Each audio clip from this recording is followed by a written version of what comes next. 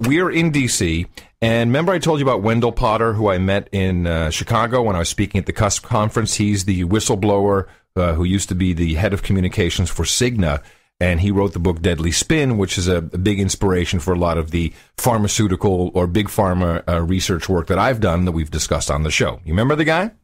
Yep. Okay. So he's in town, and he says, hey. Cool. Yeah, he says, hey, let me take you guys out to lunch.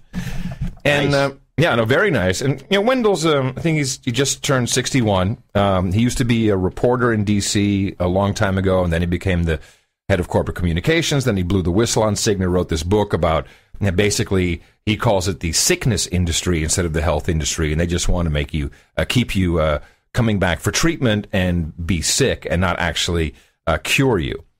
That's it. You don't have to read the book. It's all done. Now you can talk about it at cocktail parties. So he says, there's this. So first he takes us out to lunch, and then he takes us to the press club, which is kind of a treat because he's still a member of the press club. You ever the press club? Yes, I know the National Press Club. You're talking about the one in Washington, D.C. Yeah. Have you ever been there? No. Oh, so it's kind of cool. So he takes us up to the bar, and it kind of oozes of all the old drunk douchebags who were hanging out there. And there's one or two, like asleep in the corner snoring, but it is literally that. The brown leather chairs, the bar, and the... It's a club. It's a club, yeah. And Mickey had her camera, and 3 people said, "You can't take pictures here." I'm just holding on to my camera, man. I'm not doing... Just so you know, you can't take pictures. Photography forbidden up here at the press club. Whatever. Yeah, that would be right. Yeah. Because they're all drunk. And then he says, hey, I'm here in D.C. because they're screening a movie that I was interviewed for, and would you like to come tonight? And the movie is called Escape Fire. Have you heard of this? Because it just came out this week. Okay. So Escape Fire is, it turns out, so we go to this so-called independent movie theater, and it's the West End Theater. And the flyer is right there. It's called Escape Fire, a film by Matthew Heineman and Susan Fromke. A must-see, says Andy Kaufman of the Village Voice. And this is the first thing that tipped me off. An inconvenient truth for the healthcare debate. I'm like, oh, okay. So then we're in this movie theater. It's like maybe 80 seats, and we're sitting there, and it's literally a digital projector with a screen on the wall. But it's a proper. They've blacked it off, and there's air conditioning. But you probably have a bigger projection screen at home. And they start off with some trailers, and then coming soon to this theater is Arbitrage. That's the Richard Gere movie. I'm like, what? This is an independent theater. How come they're running that? So I had to put this all together later on once we got home, because it took me quite a while to figure it all out. So you'll find out that Roadside Attractions, which is distributing this Escape Fire movie, which is supposed to be this small independent movie, this documentary, is being distributed by Roadside Attractions, who also distribute the new Richard Gere movie, Arbitrage, which is a Weinstein company. So just to put that into your head. So this movie is really good. There's a whole bunch of storylines in it, and it's showing you how the healthcare industry is really just trying to keep you sick, get you on pharmaceuticals. There's a soldier in there, Sergeant Yates, which is, I have not been able to track this guy down, interestingly enough. And somehow the documentary crew gets on a C-130. This guy is coming back from Afghanistan. He had a platoon of 23. Only 8 came back down off the mountain. The guy's on, 100 different psychotropic drugs. And he goes to the Cleveland Clinic, and he eventually learns how to wean himself off all of the drugs through a combination of yoga, meditation, and some acupuncture. Now, what's interesting is I have not seen this Sergeant Yates interviewed anywhere. Can't find him. Sergeant Yates is also a very funny character on Family Guy, which always makes me suspicious when they choose a name like that.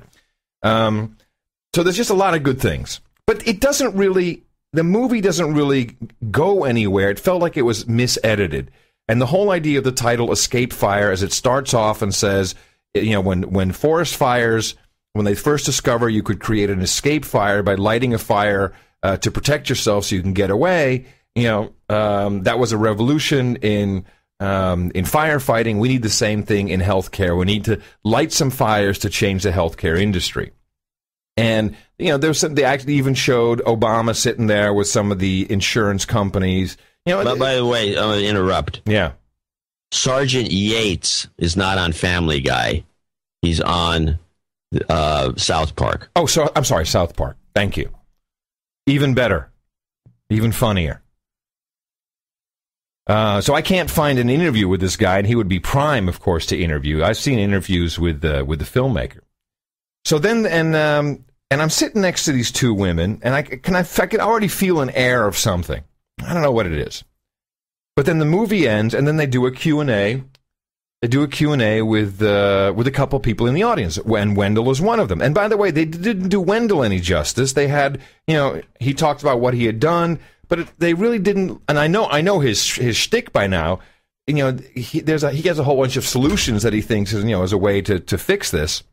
That doesn't come out, and there's no real clear explanation as to what the escape fire for our healthcare industry is, which is obviously based on volume, not based on curing people. So, the more patients you can run through the system, that's how everyone makes more money instead of making more money for how many more, for people being cured. And then they hand out a sheet. So these people get up on stage. 3 of them are not in the movie or have nothing to do with the movie. And it's a woman from the NAACP who does not in the movie at all. There is the representative, congresswoman from the District of Columbia. I didn't even know they were allowed to have one, but apparently District of Columbia does have representation, only she can't vote. I didn't know this. Puerto Rico does, too. In fact, it's exactly the same rights as Puerto Rico. Eleanor Holmes Norton. So she's she's a blowhard. Oh, let me tell you. Wendell's up there, and then 2 doctors. And they hand out this sheet, Doctors for America. And I'm like, looking at this, and it's a drsforamerica.org. You can go to the website.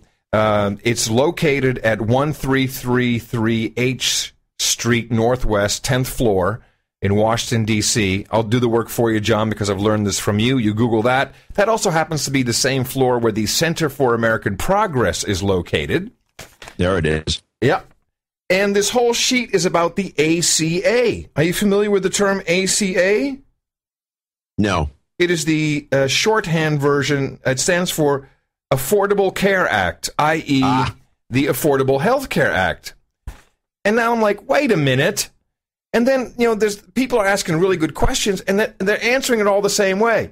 Well, the Republicans are doing the wrong thing, and we can't elect Romney. They even had a shill in the audience. A woman stood up who had been sitting next to this Horton woman, Norton. What's her name? Norton. Holmes Norton.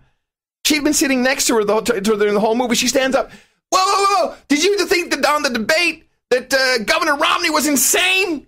And she asked the question to Wendell, and I could see Wendell go like, I don't think I should answer that because I don't want to politicize anything here.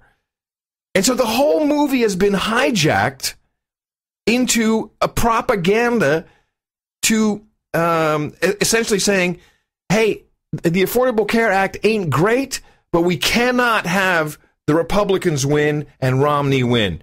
It blew my mind that was happening. And then I see Ebert tweeting about how great the movie is and all these douchebags like, oh, this is a great movie. It's not a great movie. It has.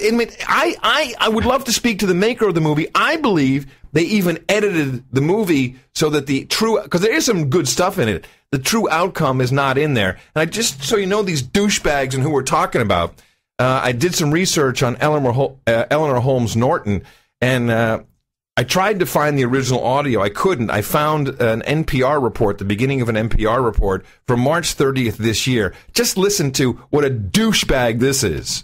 From WBEZ Chicago, it's This American Life, distributed by Public Radio International. And today we have a big, big story of money and politics that begins with a humble voicemail. This is Eleanor Norton, Congresswoman Eleanor Holmes Norton. I noticed that you have given to other colleagues on the Transportation and Infrastructure Committee. I am a senior member, a 20-year veteran. This is voicemail that Eleanor Holmes Norton, the Democratic congresswoman from Washington, D.C., left for a lobbyist in the fall of 2010. We don't know who the lobbyist is, but from the voicemail we can infer that he represents a contractor who's working on the new Homeland Security complex being built in Washington, D.C., a complex that Eleanor Holmes Norton at the time had a lot of power over. And I'm handling the largest economic development project in the United States now, the Homeland Security compound of 3 buildings being built on the old St. Elizabeth's Hospital site. After pointing out that she is in charge of the project that he cares about, she gets to the point. I was, frankly, surprised to see that we don't have a record, so far as I can tell, of your having given to me, despite my long and deep work, essentially in your sector. I'm simply candidly calling to ask for a contribution. I'm asking you to give the citizens to Eleanor Holmes Norton, P.O. Box 706. Yeah, she's calling the lobby. She's like, I'm really important. I'm in charge of all this crap, and it's amazing. I've been looking at the list. I don't understand. Where's your name? What? Yeah, That's what she said. Where's your name? I don't see it. Maybe you're using a different name. Where's my money? Yeah, I haven't seen you send me money. That's literally what she says. So this douchebag is up there misusing this movie, and I'm sure this is happening everywhere with DoctorsForAmerica.org, and what's this other one they got? PatienceOverPolitics.org. And it's well. Let's no. I'm not surprised if that's your question. You're not stunned by this corruption. What I'm stunned by is that it took me until that evening, and we had dinner with Wendell, and we were reviewing. I'm like, this went nowhere. He says, yeah, that was kind of weird. I could see him piecing it together too. I could see we were just kind of like, it took us a while to figure it out, and I'm like, who flew you in, Wendell?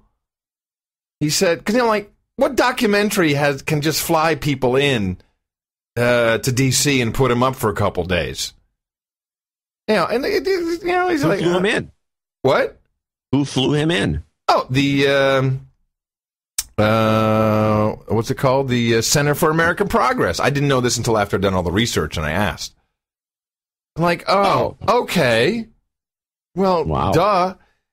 So, and this movie, which I think was probably really a good documentary, although now that I can't find this Sergeant Yates anywhere, and when you see, I mean, how would the military ever allow a documentary crew to get on a C-130 that's flying wounded guys and guys with PTSD from Afghanistan to Germany, where that's the first stop, and allow them free, unfettered access to these kids, which are just completely messed up? I question that now. And now that this guy just seems to, it's a great story, but, how come we're not interviewing him? How come he's not out in the forefront talking about it? And then I see the interview with the guy who made the documentary. What's his name? Matthew Heineman. He looks remorseful. And just all these... Oh, really? Oh, yeah. He just looks remorseful. Because his movie got hijacked, and I think... Co-opted. No, not co-opted. This is a hijack.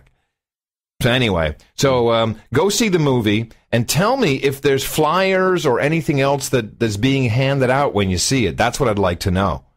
Because it has big distribution. This is not an independent little documentary. This is distributed by Weinstein. This is... Goebbels is smiling. Sounds good. Yeah. Anyway, so that was my kudos to them. Yeah, let me give them in the morning. Good job. Good job, Eleanor Holmes Norton, you douchebag. I like her thing. It's funny. It's What? totally illegal. I think they should roust her. They should give her.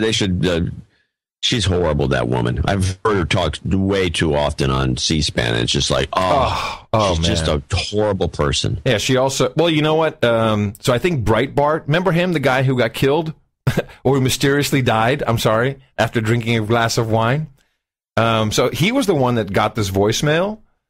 And so I was just reading through some of the historical stuff, because this only happened in March. And, all the news reports are like, he's going after a black woman. It's like, oh, really? He's going after a black. Yeah. And she does have quite, she has a history in the civil rights movement and everything, so she's got all that. But, let's just overlook the fact that she hadn't filed taxes for 7 years and then had to pay an $80 fine and penalty when she got nailed for it, and then this thing. We should try that, John. We just be like, hi. Yeah, we'd both be in leg irons. But hi, this is Adam Cleaning and John. up crap by the side of the road. No. For the newsletter. This is the newsletter. Hi, this is the No Agenda Show. We are just looking at our list, and we just, it's funny. Maybe your name's not on it. Maybe you just used a different PayPal name or something. We can't seem to find your. You should just have you sent us. We any could money? actually legally do that, but when you're a member of Congress, you can't do that. Well, apparently she did. You can't extort a lobbyist like that. Apparently, everyone does this, and that's why it's not reported on.